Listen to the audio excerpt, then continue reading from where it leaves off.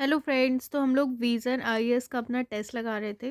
पहला टेस्ट लगाए थे तो हमने 20 क्वेश्चन लगाए थे, आगे के 10 और लगाएंगे। देखिए, मेरा एक सजेशन है आपके लिए कि आप क्या करिए, कॉपी लीजिए और उस पे जब क्वेश्चन पढ़ती हूँ तो आप उसे पॉज कर लीजिए। अगर आपको टाइम लग रहा है तो उसे पढ़ के आप अपने आंसर्स लिखते जाइए कॉपी में, ठीक है, आपको जो आंसर लग रहा है। ठीक है, और फिर उसके बाद जब आंसर देखते हैं, जब एक्सप्लेन करते हैं तो आप उस समय देख सकते हैं आपका आंसर सही दिया है या गलत दिया है। सही दिया तो टिक कर दीजिए और गलत क्या है तो उसको क्रॉस का मार्क लगा दीजिए और सही आंसर उसके सामने लिख दीजिए। और फिर आप लास्ट में इवैल्यूएट करिए कि आपके कितने सही रहे, है ना। इस तरीके से आपका एक खुद से भी टेस्ट लगता जाएगा और आपको एक्सप्लेन करने से आपका जो बेसिक्स है और करंट है वो दोनों होते जा रहे हैं। तो क्वेश्चन नंबर 21 देखेंगे। राष्ट्रीय बाल अधिकार संरक्षण आयोग एनसीपीसीआर के संदर्भ में निम्नलिखित कथनों पर विचार कीजिए। पहला, यह बाल श्रम निषेध और विनियमन अधिनियम 1986 के तहत गठित एक सांविधिक निकाय है। इसे निःशुल्क और अनिवार्य बाल शिक्षा का अधिकार आरटीई राइट टू एजुकेशन अधिनियम के प्रावधानों की निगरानी के लिए एक एजेंसी के रूप में नामित किया गया है। तो उपयुक्त कथनों में से कौन सा सही है? एक, दो, एक और दो, दोनों, ना तो एक ना तो दो। तो देखिए, जो हमारा इसका आंसर है 21 का वो बी है, केवल दो। तो पहले में था ये बाल श्रम निषेध अधिनियम 1986 के तहत गठित एक सांविधिक निकाय है। राष्ट्रीय बाल अधिकार संरक्षण आयोग संसद के एक अधिनियम बाल अधिकार संरक्षण आयोग अधिनियम 2005, ठीक है। हमारे ऑप्शन में 1986 था, 2005 द्वारा गठित एक सांविधिक निकाय है। यह आयोग महिला एवं बाल विकास मंत्रालय के तत्वाधान में कार्य करता है, इसलिए एक सही नहीं है क्योंकि अधिनियम हमारा 2005 का है, ठीक है। बाल अधिकार संरक्षण आयोग अधिनियम के तहत, नॉट बाल श्रम अधिनियम 1996 जो हमारा ऑप्शन में दिया था। और ये क्या है? महिला और बाल विकास मंत्रालय के तत्वाधान में कार्य करता है, राष्ट्रीय बाल अधिकार संरक्षण आयोग, ठीक है। तो पहला गलत हो गया। सेकंड जो हमें ऑप्शन कथन दिया था क्वेश्चन में वो था, इसे निःशुल्क और अनिवार्य बाल शिक्षा का अधिकार अधिनियम के प्रावधानों की निगरानी के लिए एजेंसी के रूप में नामित किया गया है। तो राष्ट्रीय बाल अधिकार संरक्षण आयोग एनसीपीसीआर बाल अधिकारों की सार्वभौमिकता और गैर उल्लंघनीयता के सिद्धांत पर बल देता है, ठीक है। यह देश की समस्त बाल संबंधी नीतियों में तत्कालिकता के समावेश को मान्यता प्रदान करता है। आयोग के लिए 0 से 18 वर्ष के आयु वर्ग के सभी बालकों के संरक्षण का समान रूप से महत्व है। तो ये बाल संरक्षण पर महत्व देता है। आयोग निम्नलिखित कार्य करता है, जैसे कि बाल अधिकार के संरक्षण के लिए किसी भी विधि द्वारा प्रदान किए गए सुरक्षा उपायों की जांच करना, समीक्षा करना और उसके प्रभावी कार्यान्वयन हेतु उपायों की सिफारिश करना, उन सुरक्षा उपायों के कार्यान्वयन पर केंद्र सरकार की को रिपोर्ट प्रस्तुत करना, बाल अधिकार के उल्लंघन की जांच करना, उन सभी कारकों की जांच करना जो आतंकवाद, सांप्रदायिक हिंसा, दंगों के प्रभावित बच्चों के खुशी के अधिकार और अवसरों को बाधित करते हैं, विशेष देखभाल और संरक्षण आदि की आवश्यकता वाले बच्चों से संबंधित मामलों को देखना। राष्ट्रीय बाल अधिकार संरक्षण आयोग एनसीपीसीआर को निःशुल्क और अनिवार्य बाल शिक्षा का अधिकार आरटीई अधिनियम के प्रावधानों की निगरानी के लिए एक एजेंसी के रूप में नामित किया गया है। तो ठीक है, तो मतलब ये जो है हमारा आयोग, ठीक है, ये क्या करता है, जो हमारा बाल शिक्षा का अधिकार अधिनियम है उसकी निगरानी के लिए एक एजेंसी के रूप में वो कार्य करता है, ठीक है। इस अधिनियम के तहत एनसीपीसीआर शिकायतों की जांच कर सकता है और मुकदमेबाजी की मामलों में से एक दीवानी न्यायालय की समान शक्ति प्राप्त है। तो इसे एक दीवानी न्यायालय की समान शक्तियां मिली हुई हैं, ठीक है। इसलिए कथन दो हमारा 21 में सही है। अब अब देखिए, जो 22 क्वेश्चन है वो है परख पोर्टल कार्यक्रम के संदर्भ में निम्नलिखित कथनों पर विचार कीजिए। स्कूल में छात्रों और शिक्षकों दोनों के लिए आकलन करेगा। सेकंड, इसे अखिल भारतीय तकनीकी शिक्षा परिषद एआईसीटीई द्वारा लॉन्च किया गया। तो उपयुक्त कथनों में से कौन सा सही है? एक या दो, एक और दो, दोनों, ना तो एक ना तो दो। तो इसका आंसर है सी, मतलब एक और दोनों, दोनों सही है। तो पहला कथन था कि जो परख पोर्टल है वो क्या है, यह स्कूलों में छात्रों और शिक्षकों दोनों के लिए आकलन करेगा। तो ये सही है। छात्र अधिगम हेतु आकलन, परख, ठीक है, जो है समग्र विकास के लिए कार्य प्रदर्शन आकलन, समीक्षा और ज्ञान का विश्लेषण उच्च शिक्षा संस्थानों स्कूलों के छात्रों और संकाय सदस्यों का आकलन करेगा। तो पहला कथन सही है। सेकंड भी सही है। सेकंड में था कि इसे अखिल भारतीय तकनीकी शिक्षा परिषद द्वारा लॉन्च किया गया, तो इसे अखिल भारतीय तकनीकी शिक्षा परिषद द्वारा लॉन्च किया गया है, सही है। एआईसीटीई एक सांविधिक निकाय है तथा तकनीकी शिक्षा के लिए उपयुक्त सुविधाओं पर एक सर्वेक्षण करने और समन्वित और एकीकृत तरीके से देश में विकास को बढ़ावा देने के लिए राष्ट्रीय स्तर पर एक शीर्ष सलाहकार निकाय है, ठीक है। तो मतलब तकनीकी शिक्षा पर, ठीक है, तकनीकी शिक्षा के लिए उपलब्ध सुविधाओं का एक सर्वेक्षण करेगा कि हमें तकनीकी शिक्षा के लिए क्या सुविधाएं हैं, और एकीकृत तरीके से देश में विकास को बढ़ावा देने के लिए क्या है, राष्ट्रीय स्तर पर एक शीर्ष सलाहकार निकाय है, AICTE एक सांविधिक निकाय है, ठीक है। इसी ने क्या है लॉन्च किया है परख पोर्टल, जो क्या करेगा, छात्रों और शिक्षकों दोनों का आकलन करेगा, ठीक है। तो ये हमारा C22 का सही था, 1 और 2 दोनों। अब क्वेश्चन 23, भारतीय संविधान में संबंधित उदारवाद के विचार के संदर्भ में निम्नलिखित कथनों पर विचार कीजिए। पहला, भारतीय उदारवाद समुदाय के अधिकारों पर व्यक्तियों के अधिकार को प्रधानता देता है। सेकंड, संविधान में अनुसूचित जाति अनुसूचित जनजाति समुदाय के लिए आरक्षण का प्रावधान भारतीय उदारवाद का एक उदाहरण है। उपयुक्त कथनों में से कौन सा सही है? 1, 2, 1 और 2 दोनों, या ना तो 1 ना तो 2? तो हम इसका देखेंगे आंसर। तो देखिए इसका आंसर बी है, बी यानी केवल 2 सही है। तो पहले कथन में हमें क्वेश्चन में दिया हुआ था कि जो भारतीय उदारवाद है वो समुदाय के अधिकारों पर व्यक्ति के अधिकार को प्रधानता देता है, ये सही नहीं है। भारतीय उदारवाद शास्त्रीय एवं पश्चिमी उदारवाद से डिफरेंट है, भिन्न है। शास्त्रीय उदारवाद व्यक्तिगत स्वतंत्रता को अधिक महत्व देता है। तो जो हमारा पश्चिमी उदारवाद है, शास्त्रीय उदारवाद है, वो क्या करता है, व्यक्तिगत स्वतंत्रता को महत्व देता है। जबकि भारत में एक व्यक्ति अपनी पहचान उस समुदाय से करता है जिससे वह संबंधित होता है। तो इंडिया में क्या है, हम अपनी पहचान एक समुदाय से जोड़ते हैं। इसलिए भारतीय उदारवाद सामाजिक न्याय और सामुदायिक मूल्यों की मांग पर व्यक्तियों के अधिकार को प्रधानता देता है, ठीक है। तो पहला कथन गलत है, ठीक है। तो भारत में क्या है, समुदाय के अधिकारों पर ज़्यादा बल दिया जाता है व्यक्तिगत अधिकारों से, ठीक है, अलग। और कथन दो पहला सही नहीं है, दूसरा सही है। दूसरा क्यों है? दूसरे में बोला गया था संविधान में अनुसूचित जाति अनुसूचित जनजाति समुदाय के लिए आरक्षण का प्रावधान भारतीय उदारवाद का एक उदाहरण है। हाँ, सामाजिक न्याय हेतु वंचित वर्गों की मांग को पूरा करने के लिए आरक्षण का प्रावधान भारतीय उदारवाद के विचार को दर्शाता है। तो ये सही है, ठीक है। जो मतलब जो SC ST को जो आरक्षण मिला है वो एक उदारवाद का ही उदाहरण है। अब देखेंगे क्वेश्चन 24, राष्ट्रीय मानवाधिकार आयोग NHRC द्वारा निम्नलिखित में से कौन से विषय उठाए जा सकते हैं?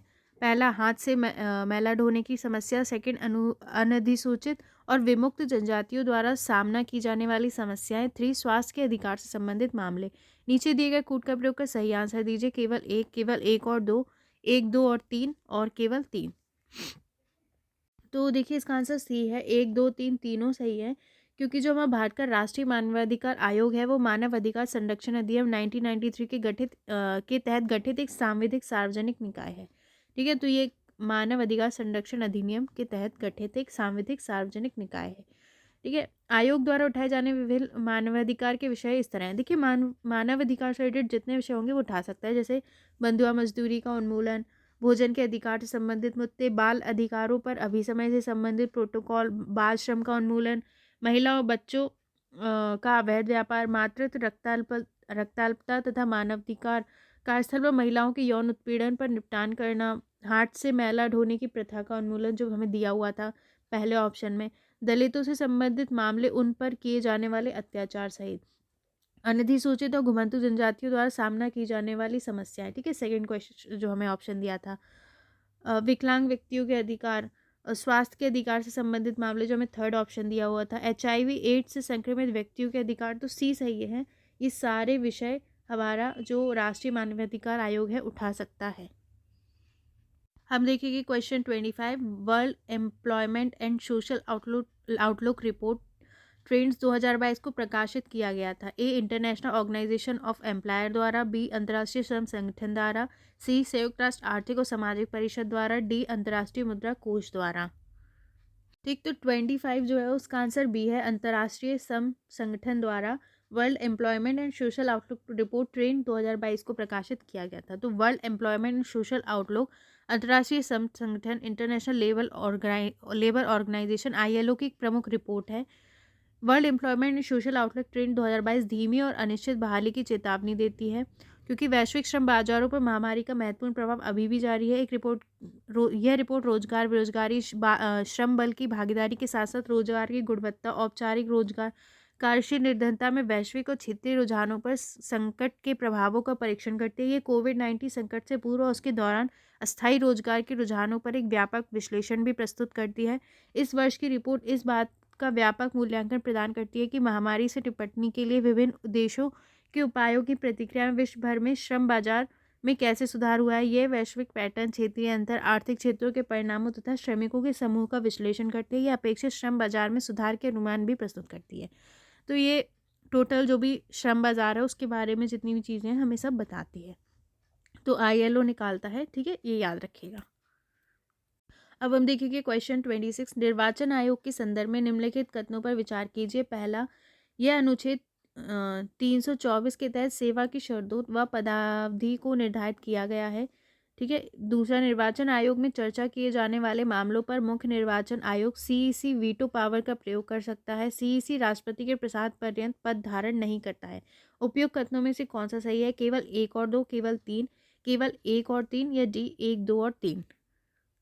तो फ्रेंड्स इसका आंसर बी है, यानी कि केवल तीसरा कथन उनका सही था। तो देखिए पहले में हमें क्वेश्चन में था कि आर्टिकल 324 के तहत सेवा की शर्तें और पदावधि को निर्धारित किया गया है, तो ये सही नहीं है, क्योंकि निर्वाचन आयुक्त और प्रादेशिक आयुक्त की सेवा की शर्तें और पदावधि राष्ट्रपति द्वारा निर्धारित की जाती है, ठीक है। कोई आर्टिकल नहीं, जो निर्वाचन आयोग है, ठीक है, उसके निर्वाचन आयुक्तों या प्रादेशिक आयुक्तों की सेवा शर्तें जो है राष्ट्रपति निर्धारित करता है।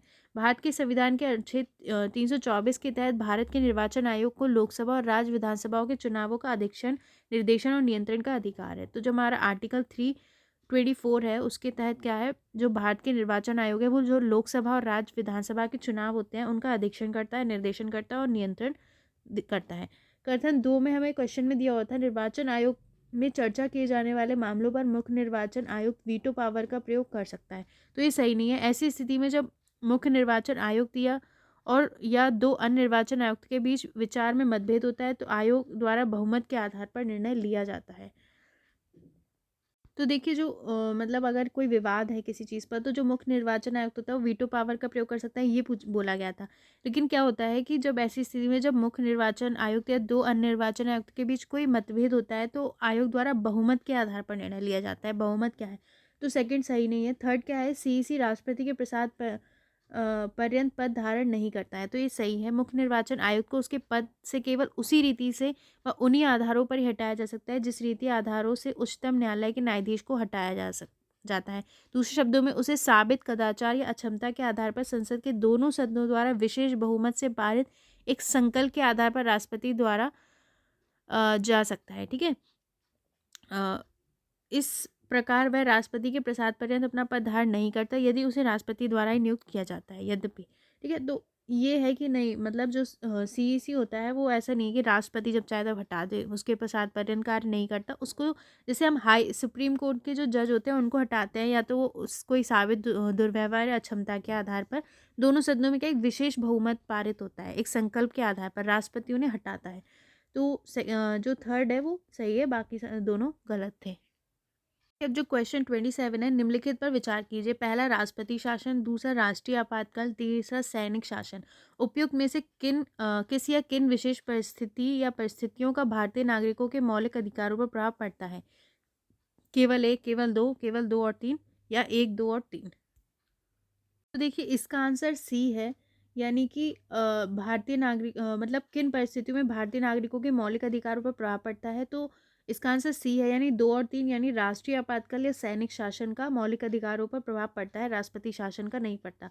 तो राष्ट्रपति शासन का मौलिक अधिकारों पर कोई प्रभाव नहीं पड़ता है, ठीक है। राष्ट्रपति शासन का याद रखिए, हमारे फंडामेंटल राइट पर कोई प्रभाव नहीं पड़ता है, जबकि राष्ट्रीय आपातकाल हो या सैनिक शासन, मार्शियल रूल हो, तो क्या है, मूल अधिकारों पर प्रभाव पड़ता है। जब राष्ट्रीय आपातकाल की घोषणा की जाती है तो आर्टिकल 19 के तहत मौलिक अधिकार स्वतः निलंबित हो जाते हैं और ये निलंबित आपातकाल के अंत तक जारी रहता है। तो अगर राष्ट्रीय आपातकाल कभी घोषित होता है, नेशनल इमरजेंसी, तो आर्टिकल जो 19 है, ठीक है, जो हमारा मौलिक अधिकार है, इसमें व्यक्ति और वाक्य स्वतंत्रता ये सब आते हैं, तो वो मौलिक अधिकार हमारे निलंबित हो जाते हैं और आपातकाल के अंत तक जारी रहते हैं।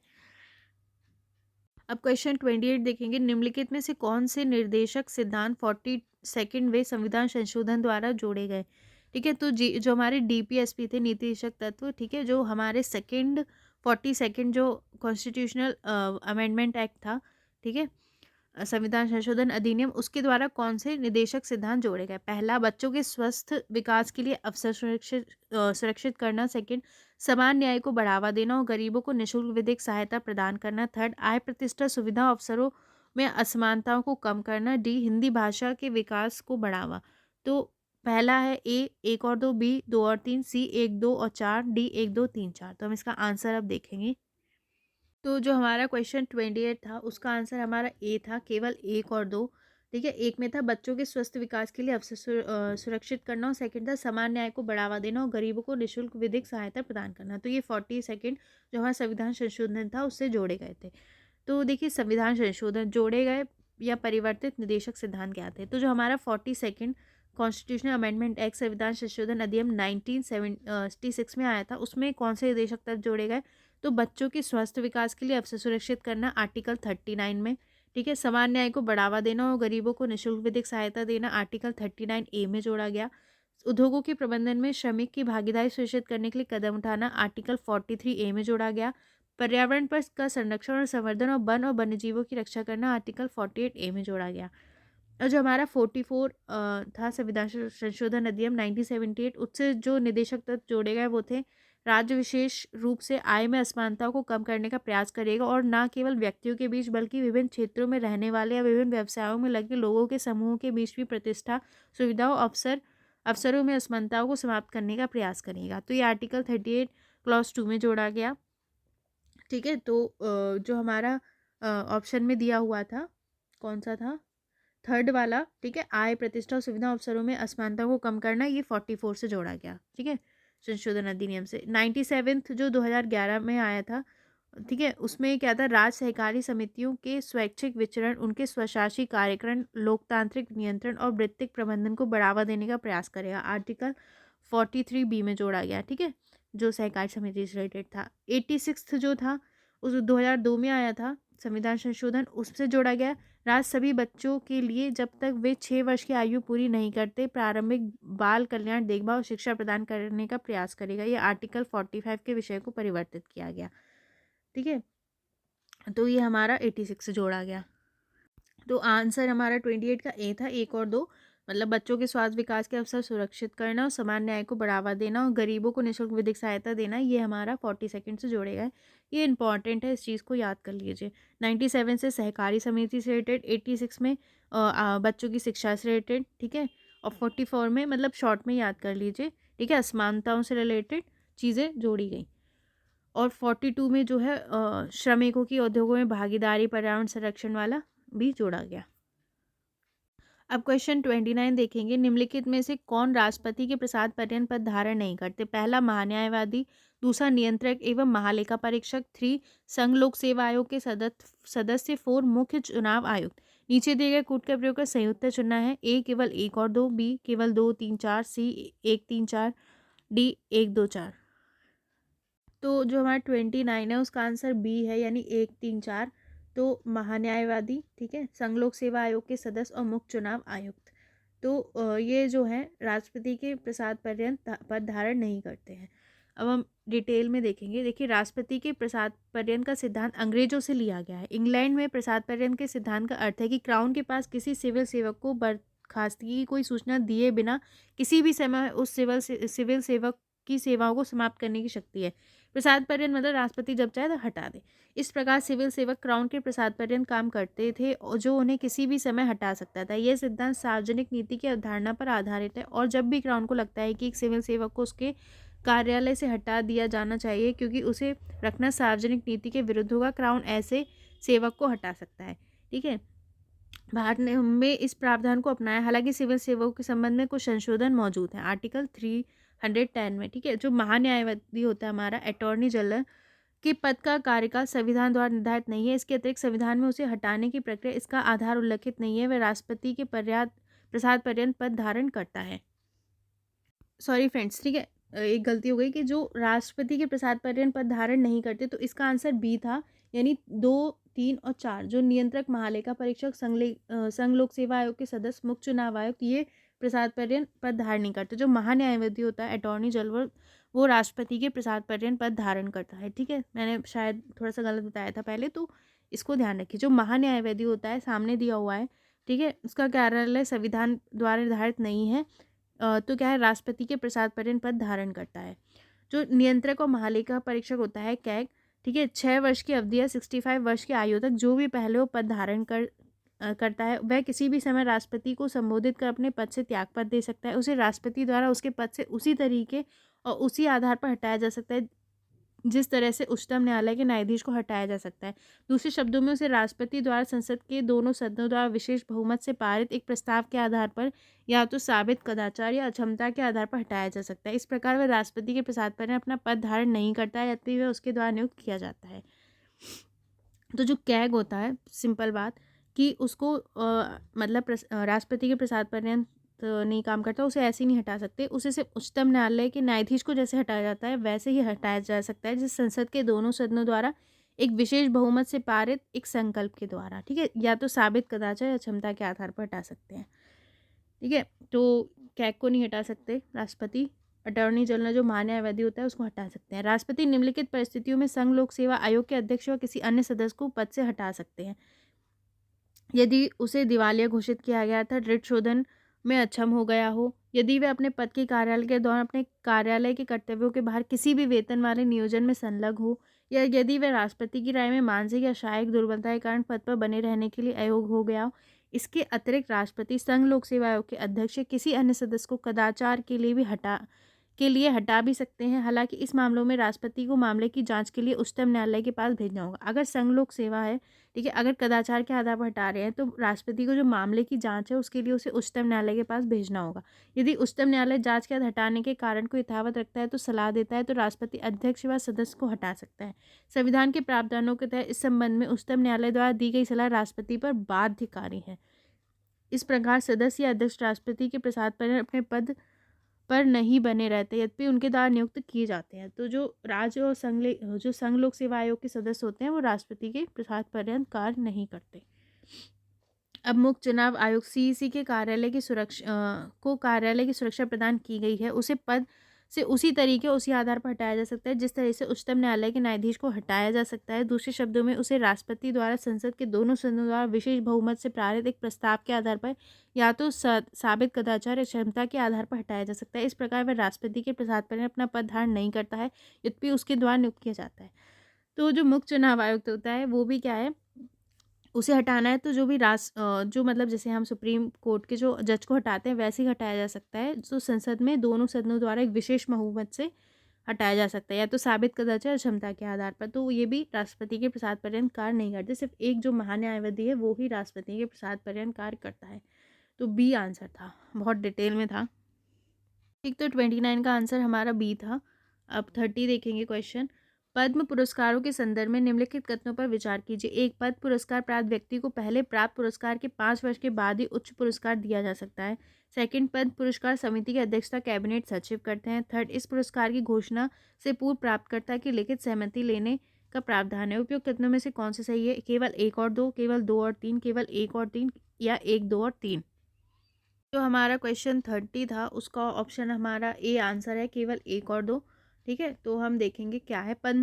पद्म पुरस्कार क्या है? जब भारत रत्न के बाद यह भारत रत्न के बाद भारत का सर्वोच्च नागरिक सम्मान है। इसे वर्ष 1954 में भारत रत्न के साथ शुरू किया गया। पुरस्कार 3 श्रेणियों में दिए जाते हैं।